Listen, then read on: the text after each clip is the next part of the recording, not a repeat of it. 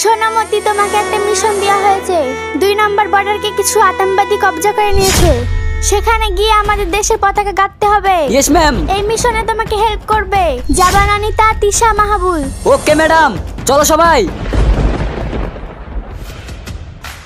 যাও। একজন এইদিকে যাও, একজন এইদিকে যাও, আর একজন এইদিকে যাও।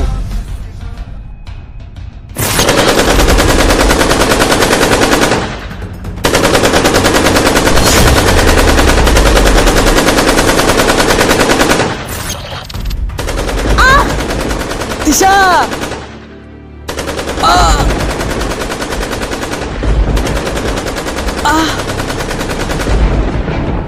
তিশা তোমার কিচ্ছু হবে না। স্যার, একটু পানি। পানি? এখন তো পানি নেই। পানি, পানি। তিশা,